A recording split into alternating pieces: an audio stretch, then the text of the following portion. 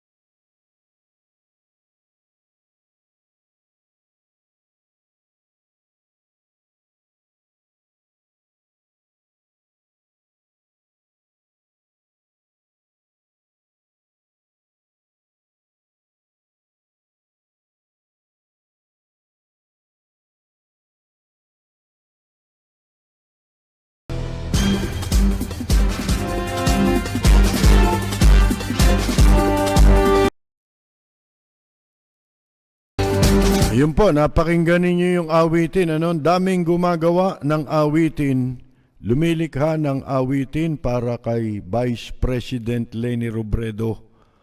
Ito ho ay pawang mga walang bayad. Kusa, gumagawa sila ng kani-kanya. Napakarami ng awitin, di ba? Na ginawa sila para ialay kay Vice President Leni Robredo sa kanyang pagtakbo. Bakit? Kasi yung kanyang pagtakbo ay yan ang nagbigay ng inspirasyon dito sa mga lumilikha ng awiting ito. At yung inspirasyon na yan ay nagbigay ng pag-asa sa ating mga mamamayan na meron pang mga totohanan na nais makapaglingkod sa ating bansa. Yan po ang katunayan Hindi katulad nung iba, gumagasto sila, di ba? Para may gumawa sa kanila ng awitin. Ito hindi, kusa. Ang dami na niya, no? Pati itong napakinggan ninyo ngayon. Sa kaniyang mensahe kanina, si Vice President Leni Robredo na inyo napakinggan, may binanggit siya bakit tayo nagkakawatak-watak? Hindi ba malimit nating nababanggit na mas gusto ng mga politiko, lalo na yung mga kandidatong presidente, na watak-watak tayo. Sinasamantala nila yang talagang sinasadya na watakin tayo. Mahina lang ulo ni Bongbong Marcos talaga, itong pamilya Marcos. Akala nila, nagagamit nila si Digong nyo, pero hindi nila nagagamit yan. Sila gagamitin yan. Sa bandang huli, tinawag ngayon silang magnanakaw at sinungaling. Di ba? Magnanakaw niya ang pamilya niyan. At sila mag-aaway ngayon. Kasi isa lang naman yung troll nila Di ba? Magmumukhang gago. Di ba? Pero ang panawagan ni Vice President Robredo ay ano sinabi niya? Ang analysis niya ng mga eksperto. Ako, hindi ako eksperto. May mga puwersa na sadya tayong pinag-aaway. Dahil kapag watak-watak ang mga Pilipino, mas madaling maisusulong ang personal na agenda ng mga puwersang ito. Anuman ang dahilan, hindi maikakaila, nagkakasakitan tayo. Yan ang larawan ngayon ng mga Pilipino. Lalo na sa mga walang isip.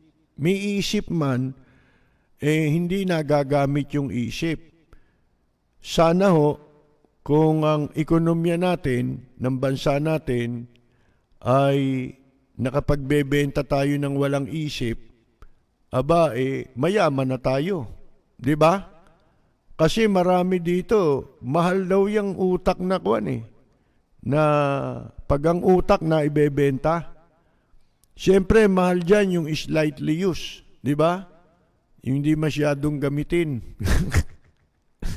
Mga kaibigan, pag mahal, laspag na yun. Pag mura, laspag na yun. Di ba? Pag gamit na gamit ang utak mo, mura na lang yan. Laspag na yan So, kung mabebenta yung utak, mas mahal yung slightly used. Di ba? Parang utak nila Pacquiao. Ni Lito Lapid. Ni Bato, ni Bongo, mga kaibigan, sino pa? Bong Revilla, yan ang mga mahal na utak. Ngayon, yun ang sinasabi natin Gusto nila yan, yung watak-watak tayong mga Pilipino. Bakit? Katulad ngayon, eleksyon. Di ba? Konti lang ang botong kailangan nila Konti lang ang kailangan nilang ilamang, di ba? Sa kandidato, kalabang mga kandidato, may posibilidad na manalo sila, di ba? Nagsimula yung strategy na yan, panahon ni, ni Ramos. Nung tumakbo si Ramos, marami rin tumakbo noon. Sumunod naman, panahon ni Gloria. Di ba? Oh, mga kaibigan, ganyan. Ito ngayon, magtataka kayo, ang daming partido ngayon. Hindi mo alam saan ang galing yan. Meet PDDP, kung ano-ano. Mga patay na yung nagtayo ng partido ni Isko na si Rocco, si Raul Rocco, di ba? Nagtayo nung Aksyon Demokratiko. Tapos na matagal nang namatay yung si Rocco na kumandidatong presidente noon, nung binuhay, sino kandidato? Sino kandidato nung binuhay yung Aksyon Demokratiko? Hindi na ho si Raul Rocco. Sino? Si Rocco. Walang preno kung bumatikos. Malalim at makatwirang komentaryo. Mag-ingat ang mga politikong gumagawa ng kalokohan at baka kayo ay tamaan ng Rapid Fire! Yan ang katotohanan, lalo-lalo na ang China.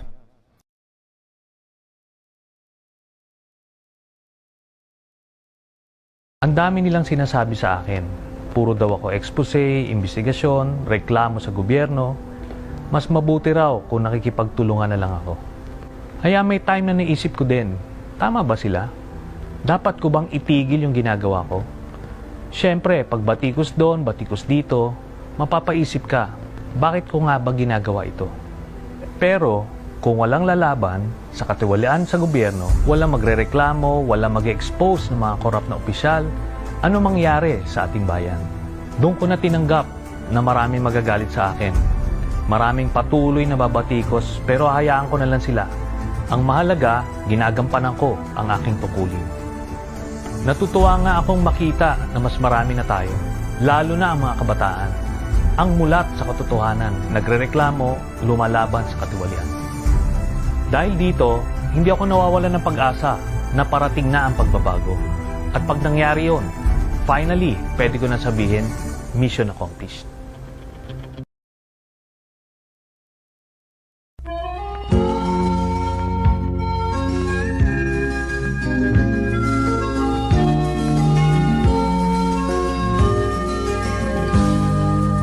Bayan ko ay isa ang lahi. Dito'y wala ang pagkukunwari. Hindi padagaig, sadyang kilala sa daigdig. May pagkakaisa sa bawat nais. Ang bayan ko'y punong-puno ng yaman. Bakit ito'y kailangan pang iwanan? Hindi nga ba't anong sarap mabuhay ng buong ganap? Sa bayan mo, sumapit man yaong wakas. Dito sa bayan ko, lahat kami pantay-pantay. Walang nang aapit, ang pag-ibig ay tunay. Dito sa bayan ko, dito'y makikilala mo ang isang kaibigang nagmamahal sa'yo.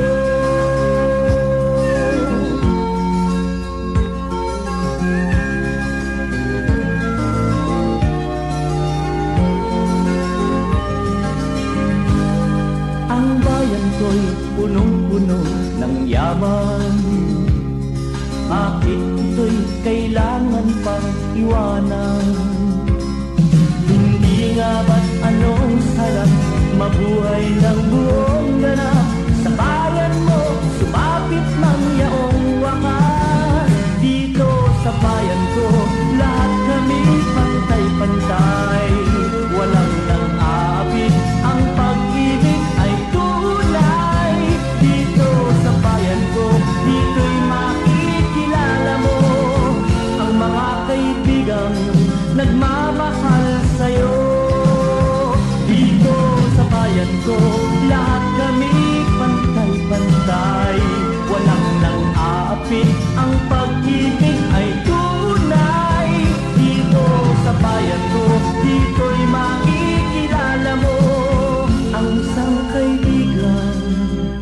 mga kaibigan, ang bawat kaibigan na totoong